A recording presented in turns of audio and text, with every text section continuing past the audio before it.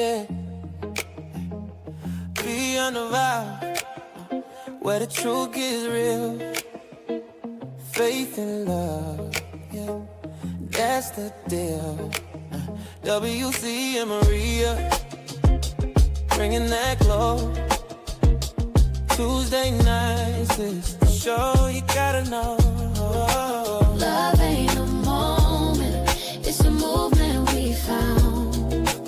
Beyond the vows, where the real talk sounds. From single to married, decades deep. Together we rise, where the promise is key. Lessons in laughter, faith in the mix. Every story a bond, every challenge a fix. SKST, Tune in, don't be late.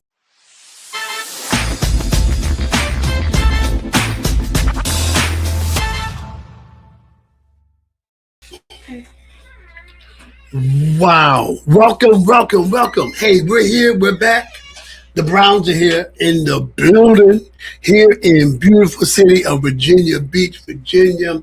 SKST Radio Studios. You are, where are we at? Beyond the Vows. Right. You got to help him with everything. I had a brain freeze. I was trying to see if my spouse was going to come to my rescue, but you were slow. That's all right. But listen, welcome. This is Beyond the Vows. I'm your host, Dr. W.C. Brown, with my lovely wife, Maria Brown. And we got to do our disclaimer. We're not experts.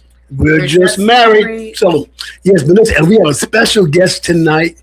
And you guys know we try to bring you some of the most well-rounded, authoritative, knowledgeable people everywhere, you know.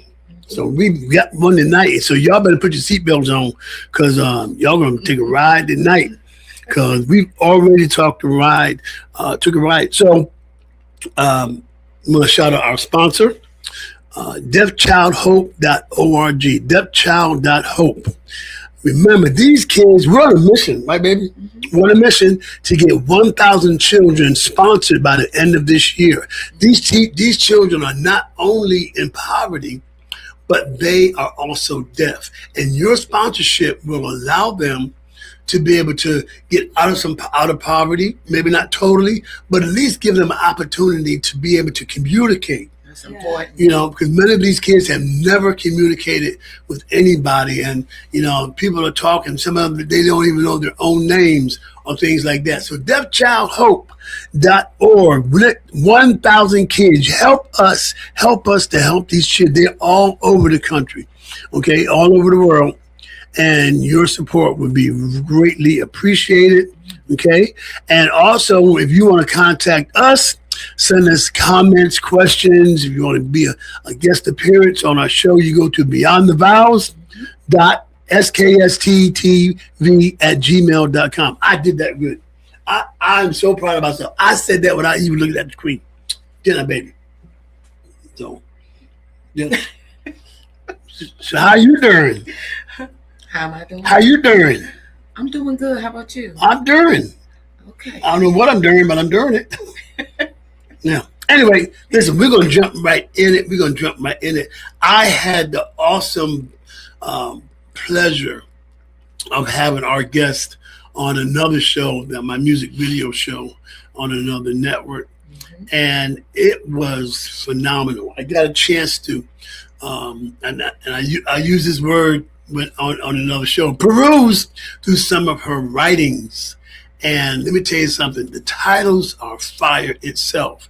And I'm already claiming her to be the next doctor. So tonight with us, he did claim that. We've got Dr. Deborah Blakey. Dr. Blakey. Blakey. I said Dr. Blakey. Yes. Welcome. Thank you so much. Thank you for having me. Uh-huh. And I'm not a doctor. Yes, you are. Name it and claim it. I'm going to claim it because evidently I will be. So we claiming it now. But that's yes, right. I am Deborah Blakey. And so just tell us a little bit about yourself. So I'm an author. I'm a transformational coach and speaker, and also a leader. And my heart has always been to help women to move beyond what they've been through and get to that place that God created them to be.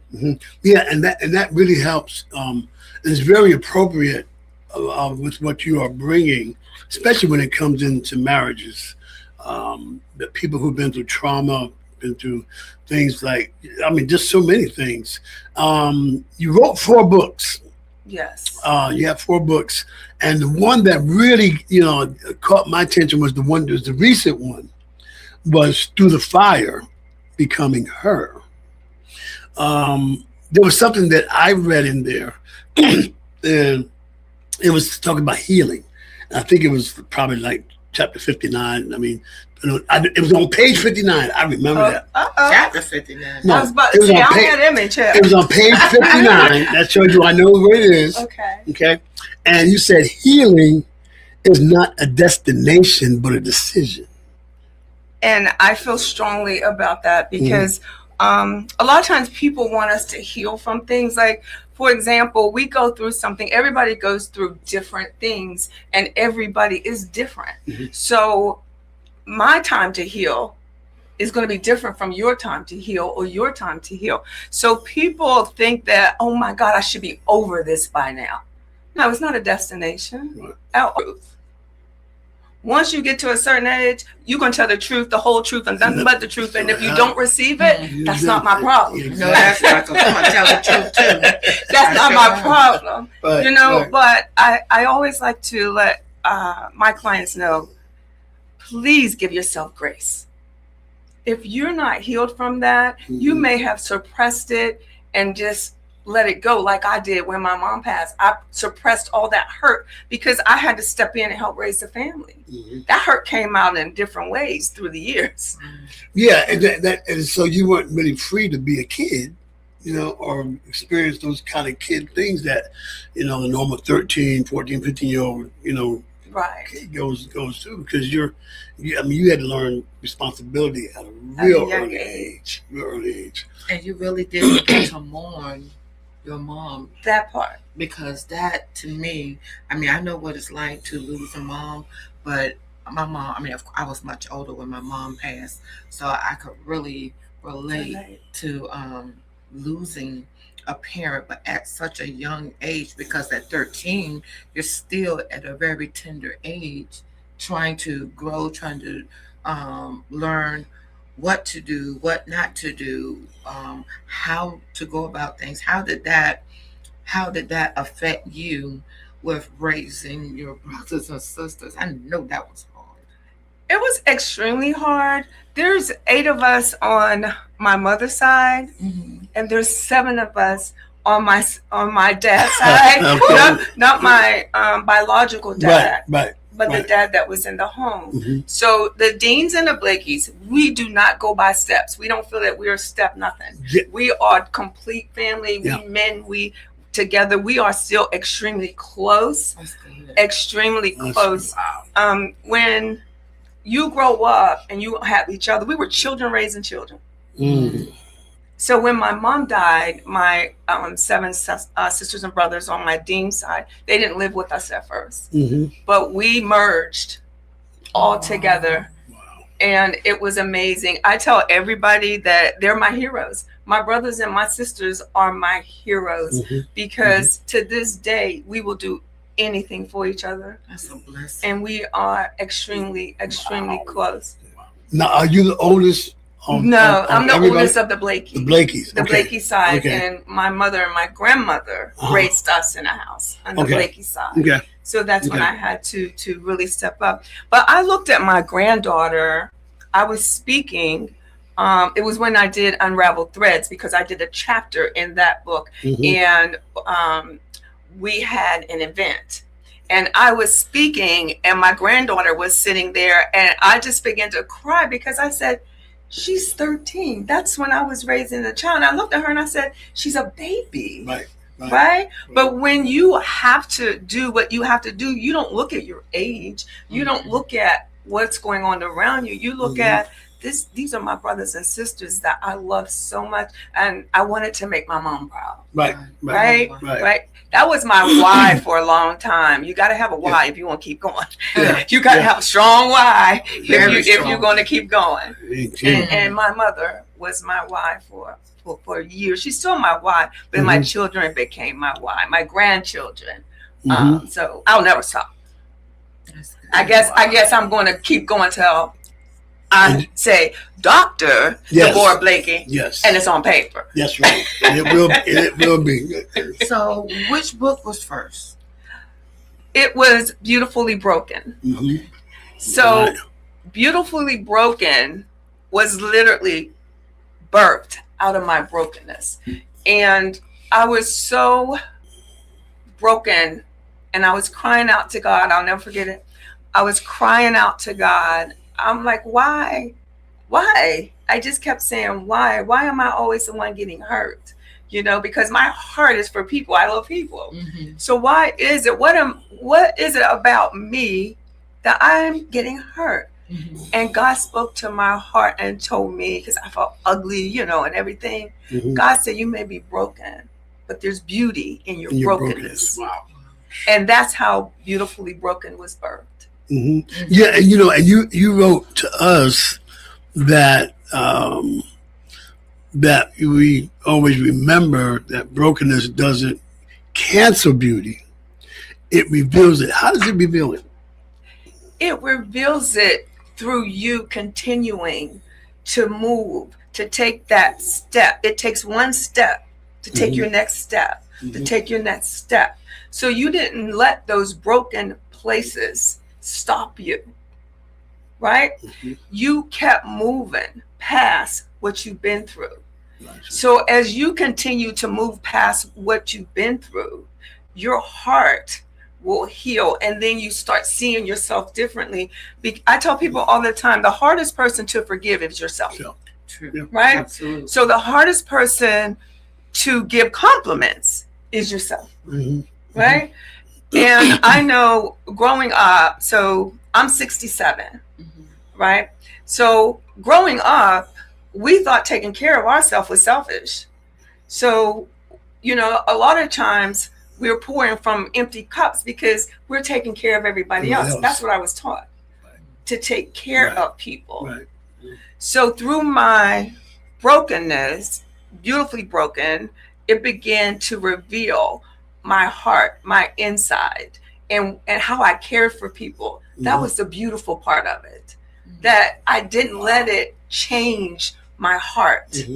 Everything that I went through never changed my heart. And I know there's so many other women out there that what you're going through did not change your heart. It revealed your beauty. Well, you know, and sometimes people, and they're continuing are doing it to show other people that they're still strong, but never believe it. Something I saw that you wrote was not, I think it was something about either confidence or something. You didn't recognize it in your mind. Something that Well, you see it on the outside, but it doesn't resonate. Well, what would happen is that people would see confidence in me. So I was a general store manager for Marshalls. I just retired in June, right? Oh, wow. So I'm the one that regional staff always called on to go to other stores to help them out, because I can go in a store and I can get the team to do whatever I needed them to do, that leadership influence, you know, and everybody would look at me and be like, oh my gosh, she's so confident, right? But I wasn't. I was portraying confidence on the outside, but on the inside, I was scared to death because I was still going through my own fears. And in order for them not to see it, I put on that smile. I put on the confident act. Now I knew what I was doing in the job. I learned it well. But at the same time, the night before, I could have cried all night long, stayed up all night long. But when I walked in that door, you never knew that, because I walked in with confidence. Now, I want to ask a question, because there are a lot of women out here that are going through many things. But how do they recognize that they're broken on the inside? I think we know when we're broken. I don't think we know the extent of our brokenness. And here's why. We go through so much that we put a protective shield up. So for a long time, I put a shield around my heart. No one's getting in here. No one's getting in here because I don't want to feel that pain. Right. But I tell you how you know. It's triggers. Certain things is going to trigger you, and then you're going to be like, I'm not healed from that. You know, just like, let me say, in a relationship, you know, you're married, you get a divorce, and in your heart, you just know you over him. He could walk by me today and he'll be just like anybody else. Hey, what's up? But when he walked by and something triggered in that heart, or you see him or her with someone else, and something moves you, you're not healed. Wow. You're not healed. Wow. You still have that residue that you need to deal with. Right. Certain times you can react on something and then get home and say, why did I do that? What made me react like that? And you really got to research your heart at those times. You got to figure out what's wrong with you. Like, I tell my daughter all the time when she calls me, let's talk about you. Why did you feel that way when he said this? What made you feel that way? What made your whole body, mind, spirit change because of what he said? What is it in you? Because that's what we got to deal with it. What is it in us that we react that way? Because remember growing up, you guys will probably remember this, and we used to sing that song, "Sticks and Stones may break my bones, but words would never hurt me." Right. That's a lie if I ever heard one. but look, did we believe it? We were proud to sing that song. Sticks and stones may break my bones, but words will never hurt me. Right. Words hurt so much more. They do. I'd rather you throw a stick at me. You know? At least I can dodge it. Exactly. But those words go deep. And if you decide, because we have decisions to make, if you decide that you're going to wear that and you're going to let whatever he or she said to live in your head rent free, now that's our fault now. Right. That's our fault now. Right. Well, I'm telling you, that's really, really deep because and I even have some friends that are going through a lot of things and a lot of changes in their own life, or whether they're single or married, and it gets hard sometimes because I always tell women, God has made us to carry a lot of stuff, and it's not easily to let it go. Absolutely. You know, because you have a responsibility, especially if you have children. Right. You have a responsibility because you owe it to them. Yes. To be the best that you can be for them, whether you're married or single, to provide for them, to nurture them, to be their example, because they're watching you. Yeah, absolutely. On every level. And I think it was something that I was reading. I think it was at the beginning of, I think it was this one, of this book, when you were talking about how you dedicated the book to your children.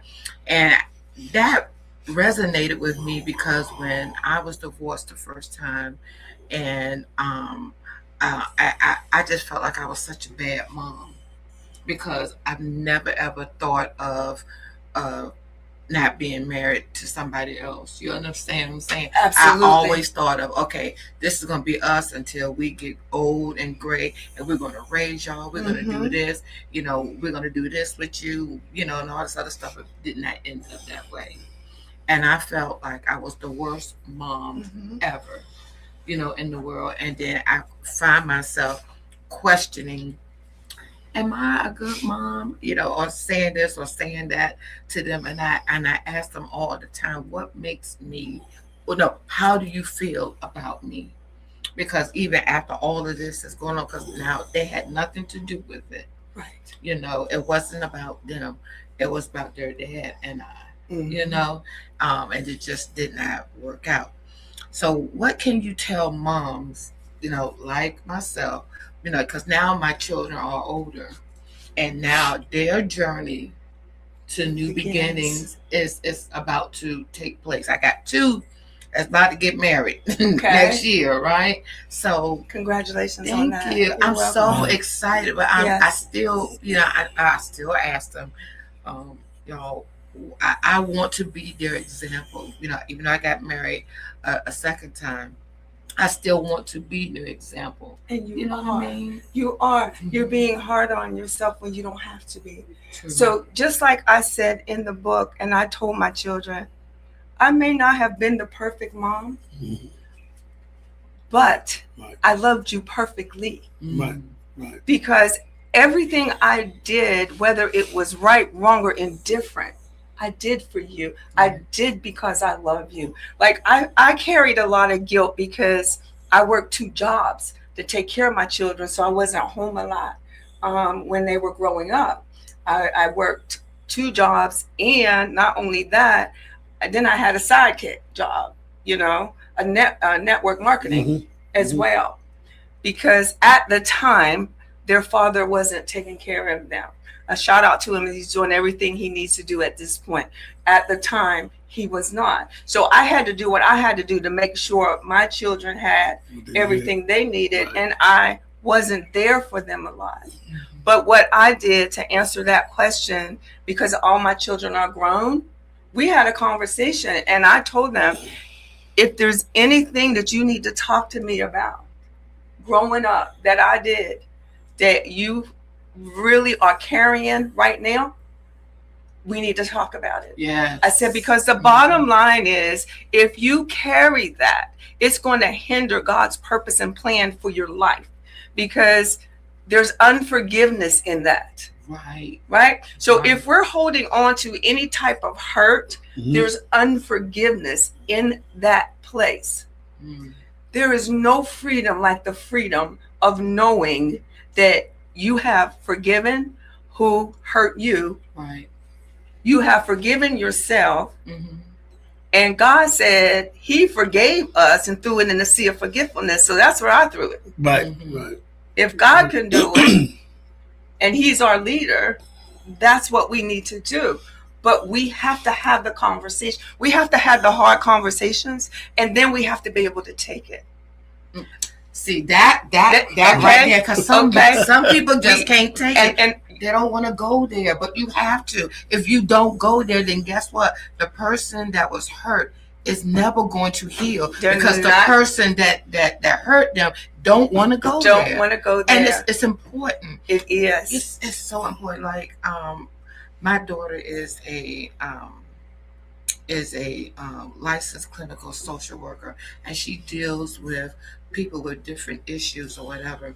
And it's so amazing that now that she's older, and sometimes when I'm going through stuff, she'll come to me and say, "Mom, la la la la la la la," and it makes me feel like she really care about me mentally. Y'all don't know what that does so much to me, because she said, "Mom, I think that we need to have this conversation." And I'm like, "Oh my God." I see something in her. I'm like, "Oh boy." She's a communicator. Yeah, and I love She's that. a communicator. I love that. And even when she is upset, she'll just say, "Mom, right now I just can't talk. Give me some time and I'll come back to you." That's awesome. And I love that about her, and I love that she feels so free to but come that's a reflection and talk on to you. me. And you know what? And That I'm is. so grateful to God for that, because even like I told him, even when I got the divorce, that my door is always open. I would never close it to you, never. And even now, they'll call me, especially my second oldest son. He'll call and we would talk for hours. I think he knows me and he recognizes, and he's so sensitive to me, and it's amazing how he picks me up, and I'm like, how do you know that? Yeah, he does. You know, I love that. It's so wonderful. But I always just, I don't, that was just something in me, I guess, that I wanted just to say, because when you said all that, those are the same words that I shared with my own kids when I was going through that. And it's like the kids don't ask to be here. They don't ask to come, but they're here. And because they're here, it's my job and my responsibility to take care of them, to look after them, to be their example. You know? So and I was on that side. When you Google something, you see somebody's picture. If you were to Google not wanting to hear the truth, you would see my picture. Okay. Because like I said, we're very transparent on our show. I have several baby mamas, as this is what you want to call them. And to know how it affected my kids, I have one daughter who don't even want nothing to do with me, and that hurts. She has a conversation, with the other kids, and when they always want to do things with their mom. Mom this, mom that. I invite them over for Thanksgiving or Christmas, I said, what y'all doing? Well, we going to mom, never coming. And when I saw my bonus kids, how they gravitate to my wife, I was like, man, I just wish mine would do that, And then I tried to, and it's still a work in progress, get over that total fear of how disappointed they may have been in me to have other kids, while married to their mom, or, they had to keep getting used to a stepmom and all that kind of stuff. And it just, how do you prepare to receive what's going to be hurtful but helpful? I believe that anytime we reach out to our children and we want them to tell us the truth on how it affected them with us not being there, you can't totally prepare for what they're going to say because you don't know what they're going to say. But what you could do is ask God to give you the strength not to interrupt them at all. Let them speak their heart. Right? Don't make up excuses for why. Don't do any of that. And then what you got to tell yourself, the way God told me when I didn't want to write the book and he told me it wasn't about me.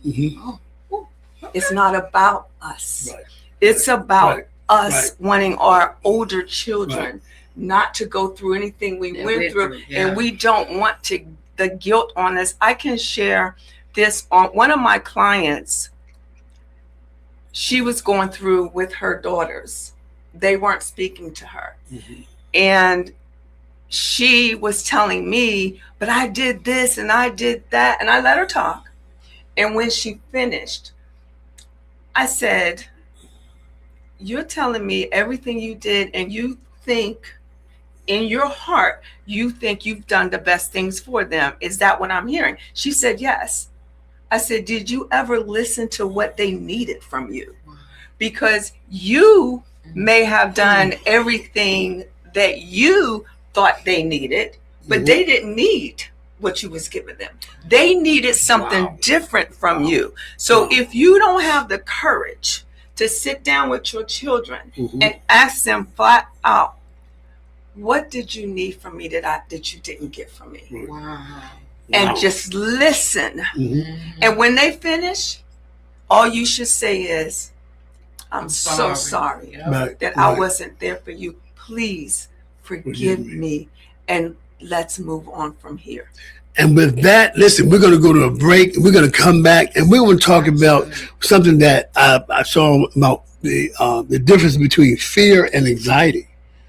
We will talk about that. Okay, commercial break. We'll be right back with Dr. It just falls off my lips. It rolls off his tongue. Dr. Deborah Blakey, right here. Beats.com.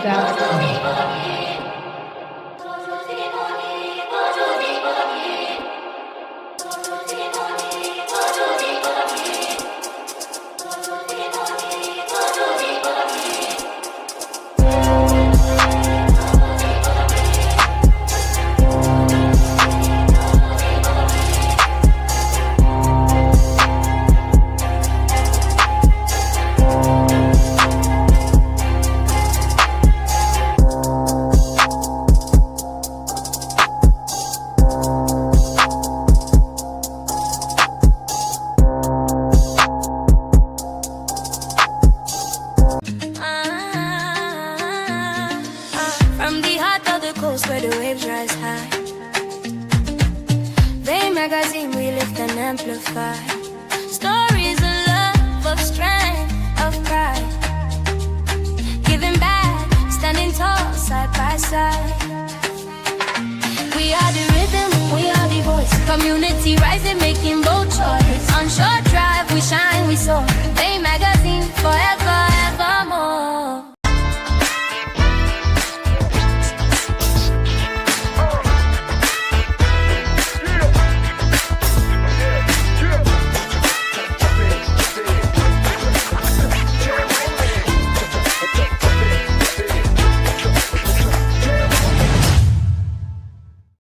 Like he in charge. Exactly.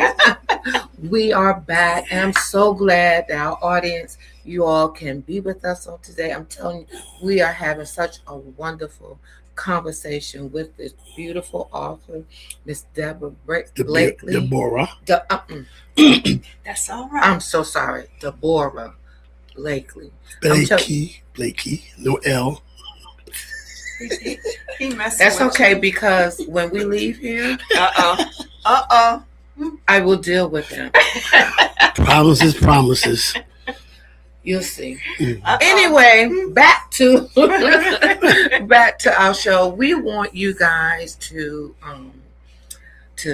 write us, and we want you all to comment on the shows and all that we've been having and presenting towards you. We want you all to know that we care about you, and it's about you.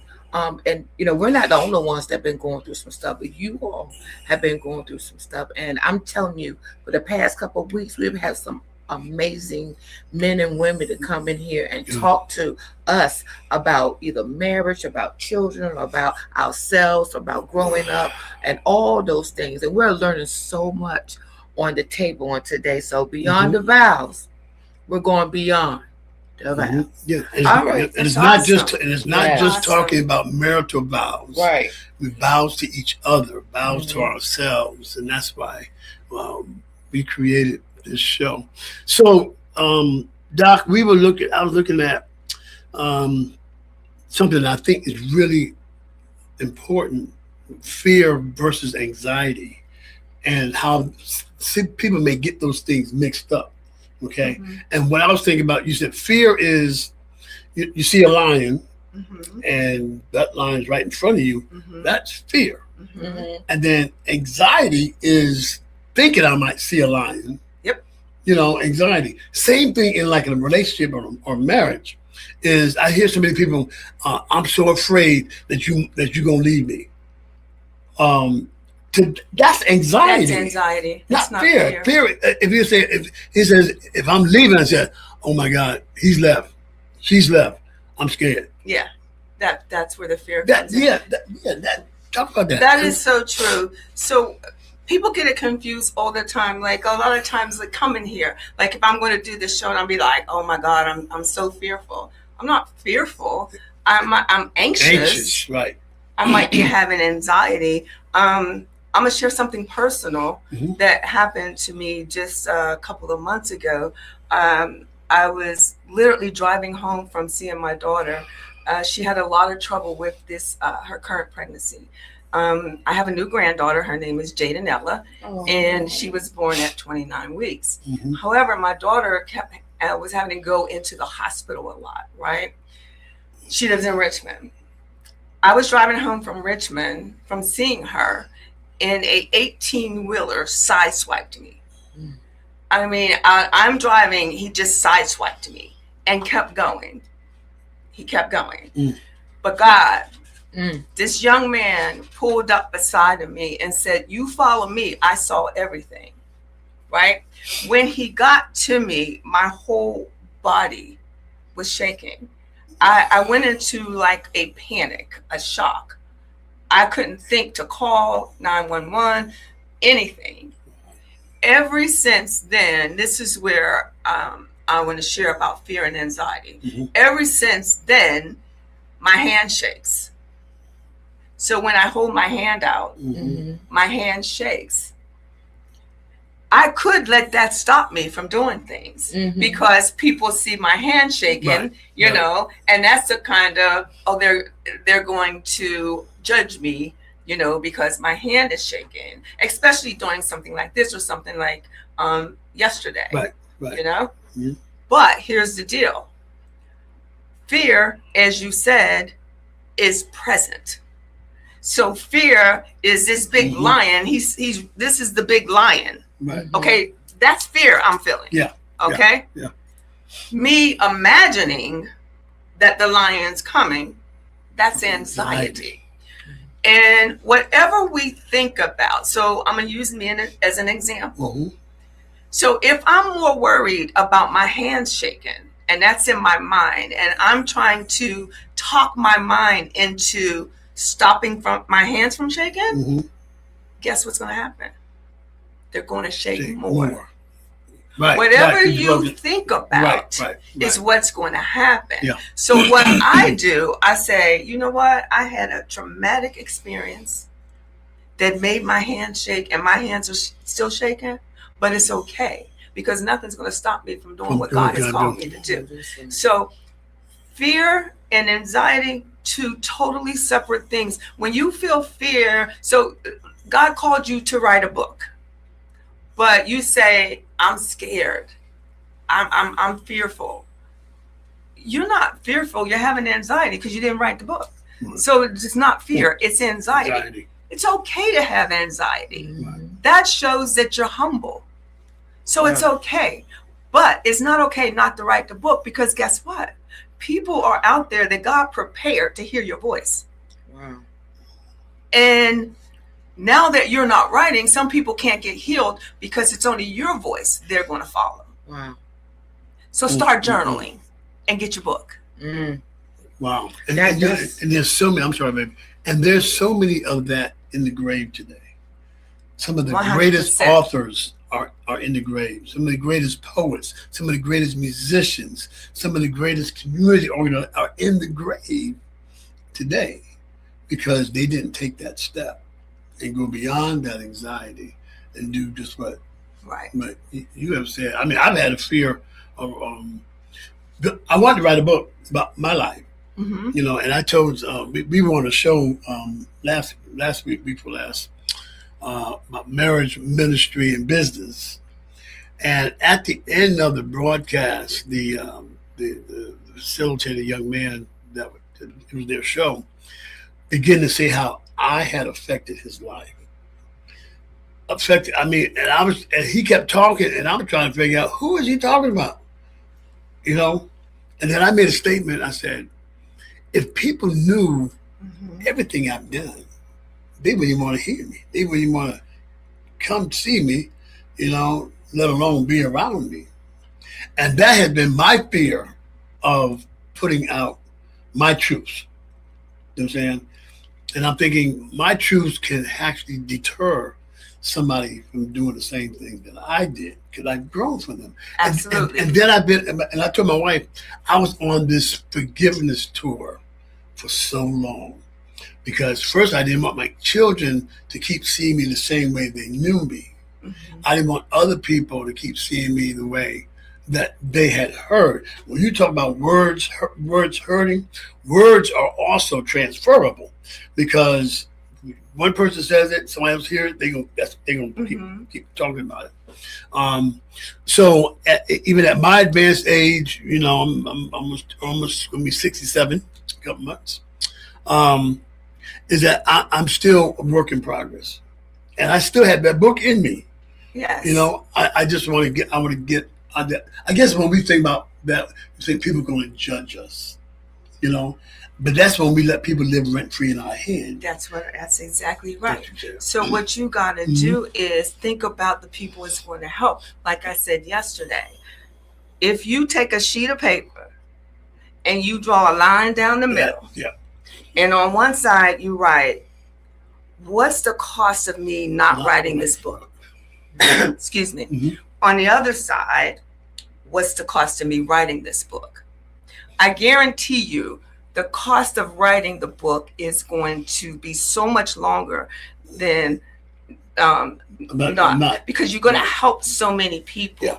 Not writing the book is not, you can't help anybody, not even yourself. Because when I wrote Beautifully Broken, it was my own journey. It was my own healing. I was getting healed from places that I had suppressed. And my book coach would ask me certain questions. She would go, Deborah, what you said here is awesome, but you're holding back. And I would just, tears would just be flowing down my face, because I'm like, she's going to really make me write this. And God was like, no, I'm going to make you write this. So there's a lot of things in Beautifully Broken that I didn't want to write. I didn't want to share. You know, people see me in a different way. Right. People see me how I am now. They didn't know me as her. Right. The one that wasn't healed, empowered, and restored. Yeah. Right. But all of that is a testimony to help my sister, to help even my brother. Like, my heart is for women. It is. I just have a heart to help women transform into that woman God created them to be, because there's so much more in us than we even know. But I also can help men along the way too. It's just that my heart is for women, and I speak, you know, a lot to women so they can get out of their own way. Right? So a lot of times we lose our voice, we lose our identity. And my framework is that the battlefield is in your identity. The reason I say that is because your self-image is what you're going to portray out to the world.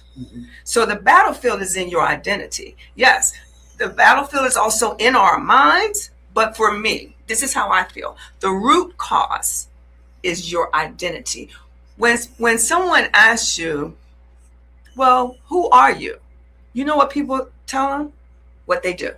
Because they don't know who they are. That's true. So you say, well, who are you? Right. You start talking about what you do. Because deep down inside, you've lost your identity, especially a lot of women. I can't speak for men, but I can speak for, you know, women. Right. Most of my clients, when I asked that question, got quiet. I had to dig and go deep in order for them to share with me. And I made them go deep so they knew exactly who they were. I don't want to tell you who you are. I want you to tell me so it sticks. Right. And so then once I did that, I made them do the mirror work. So you write it down. I am. Because I am powerful words. Whatever you say after I am, that's what you are. Right? So I stop my daughter, my children, anytime they say I am broke, rebuke it. Right. Rebuke your words. Right. You know, because I am is so powerful. Yeah. So you have to get your identity. So until my identity came through Christ and I see myself the way God sees me, I was not that confident woman that everybody thought I was. Behind that smile that I was giving people every day was a heart full of hurt, a heart full of pain, a heart full of uncertainty. I was really down on myself, but nobody knew it because guess what? I was the anchor. So if the anchor breaks, now what's going to happen, right? Yeah. But I was pouring from an empty cup for a long time. My cup was so empty. How did you get to that place of healing and being whole and confident? And I mean, because you said a lot today, a lot. But how did you get there? Because it takes people years to actually really, really heal, from their trauma or divorce or separation of children or whatever the case is. It takes them years to get there. How did you get there? Yeah, that's what in your title of your book. Yep. Becoming Her. How did you become her? I invested in myself. I stopped investing in purses and shoes and furniture and everything else. And I began to invest in myself. And what that means is I took coaching classes. My coaching classes I took for me. I needed to be coached out of what I was going through.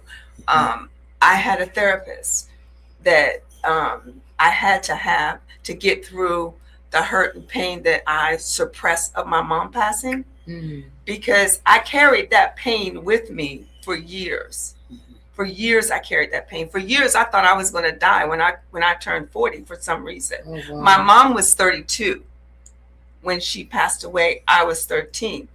I don't know where 40 came from, but I had it in my head that at 40 I was going to die. So I was living like I was going to die at 40. Jesus. Now, I invested so much in myself because I know that God has been with me the whole time. God was teaching me how to be a leader at 13 when I had to, and I didn't realize that until decades later, right? But to answer your question, I made a decision. I literally made a decision that I am more than what I've been through. I am so much more than what people have done to me, what a man has done to me. I'm so much more than that. So how do I get all this hurt and this pain? I went to God. I prayed a lot, but I invested in coaches and in a therapist and just kept going. There's been certain times that I know that the trauma I was feeling made me work so much harder because I didn't want to think about the trauma. So for example, I was in my 50s when I got my bachelor's degree in human services.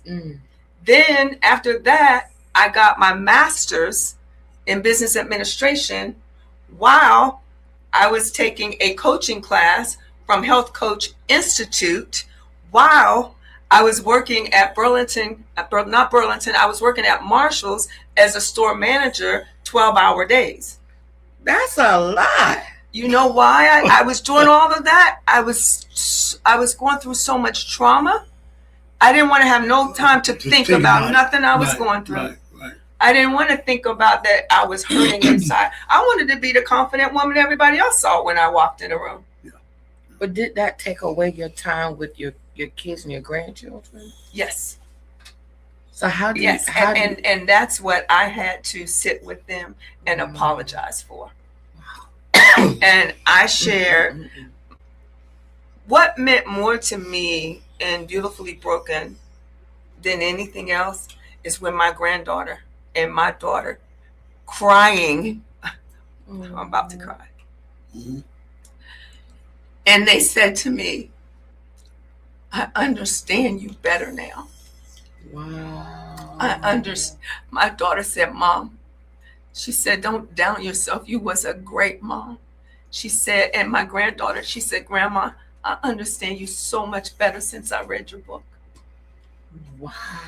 If nobody else read it, that within itself, that's enough right there. Is what I needed. Woo. And I believe that that's why God was sharing with me, you're not just broken, you are beautifully broken. Because my heart has always been for people, right? I just love people and I love God's people. I love serving. You know, that's my heart. And to be hurt so many times, I was like, what is wrong with me? But I know now, there ain't nothing wrong with me. Right. There's nothing wrong with me. Oh, Lord have mercy. I am beautifully and wonderfully made. I know that's right. That is, Doc, talk about the lioness within. So the lioness, these two books go together. Beautifully Broken and The Lioness Within. Okay. The Lioness Within is it's what is called a outcome journal. It will help you put your own thoughts. I share some things about me, but it will help you to think about what it is that you need to forgive yourself for, who do you need to forgive, and how do you need to walk this out? Because a lioness is a fierce protector of their families. They have courage. Yep. They have strength. They have power. So that's where the lioness within came from, because after the brokenness came the lioness. We are lioness. Wow. This is wonderful. That's the beautiful lioness. Yes. So what's next? What's next? I believe that, well, I do want to do a YouTube. Okay. But y'all, I told you I'm 67, right? Somebody need to help me. You come to the right place. Somebody need to help me. I do want to do a YouTube because I want to be able to answer questions, for like my book. I do want people, as you get the book, when you read it, DM me any questions. On my social media platforms as I am Coach Deborah. I will be looking forward to your feedback. I do want to be able to speak on stages. I think that is going to be next. Whatever God, tells me to. God's plan is so much bigger than what our plan is, right? Right? Now, when I wrote Through the Fire, I didn't think I was going to write another book. God was like, you're not finished. Wow. So God will just like download stuff, and I'm like, hold on. And I know I'm not the only one that when God is speaking to you and it be so good and you be like, oh, I know I'm gonna remember this, and get home and forget and don't know nothing he said. Girl, that I get so mad about that. And that's your bookmark. Yes, I give a bookmark free with every book. Yes.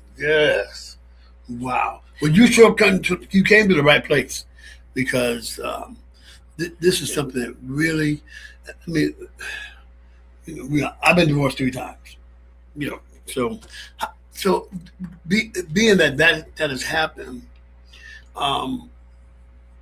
was each of the divorces traumatic that you took something into the next marriage? Okay.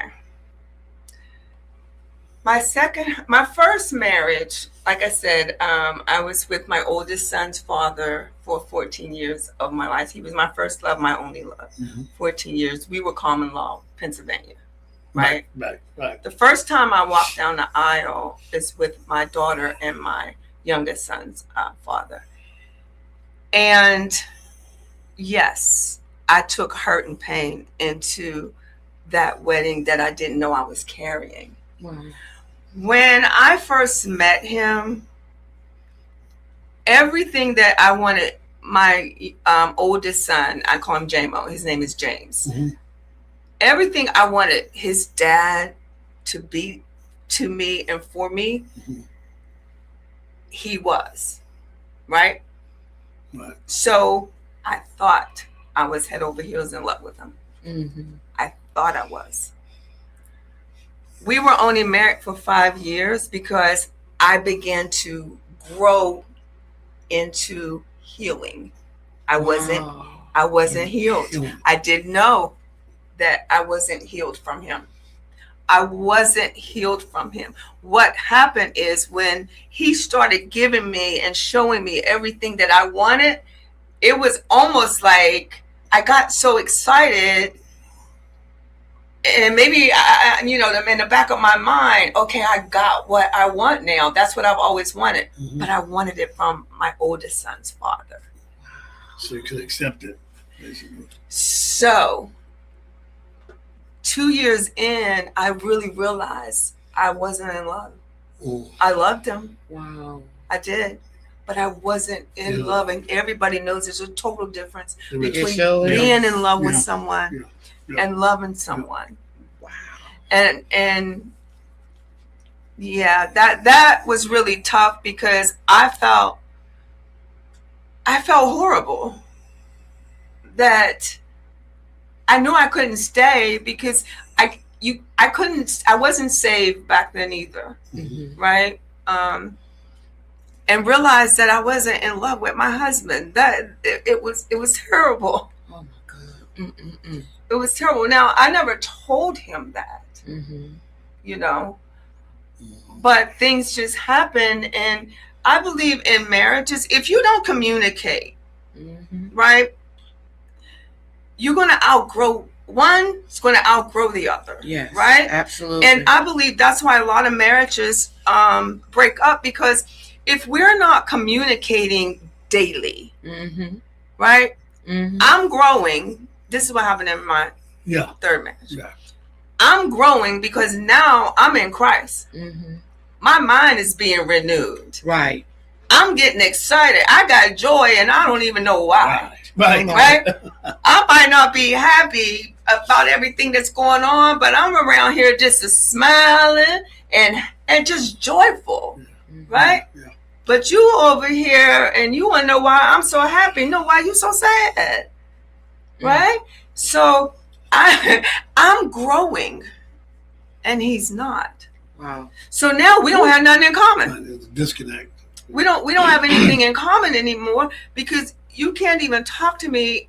You're taking everything I say and you're changing my words around. I know what I'm saying. Exactly. So it came to a point when I would say, all right, this is what you think I'm saying. I said, now you tell me if I'm right or wrong. I said, this is what you think I'm saying to you. And he would go, yes. I said, okay, but this is what I'm saying to you. But that's what you mean. So now you're going to tell me. Now you're trying to change your words. What I mean when Exactly. I just told you. I know, because he kept saying, you don't know what I mean. You know, I know what you mean. I just told you back what you meant. Right. But you're not understanding me. And that's because the growth mindset wasn't there. Wow. Right? Wow. My mind and my spirit and my soul was taken off.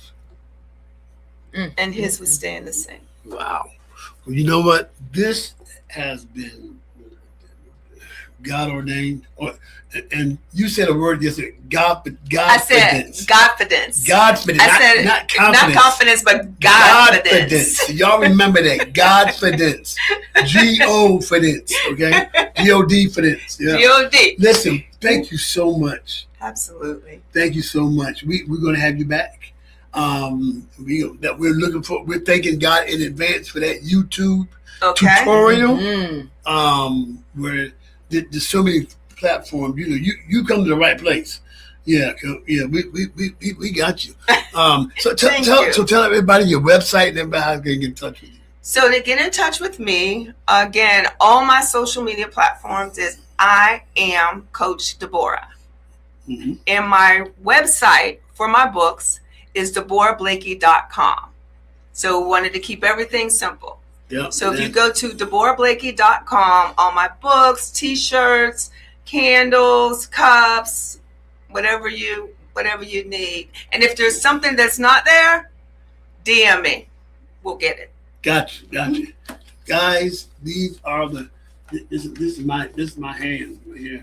You know what I'm saying? You can play spades with these. You know. Renee. What you gonna do with him, girl? Listen, thank you all so much for joining us here with Dr. Blakey, and this has been such fun.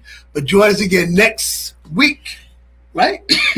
Here on the Beyond the Vows at the SKST TV studios here in Virginia Beach. We love you, and we'll see you next week.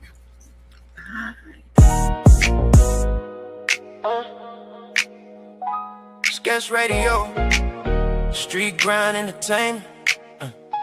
Beats by bro, yeah, we bring the flavor and the payment. All on the same network, moving with precision. Cater to the public, that's the mission and the vision. 3 companies, 1 vision, 1 sound, 1 team. From the streets to the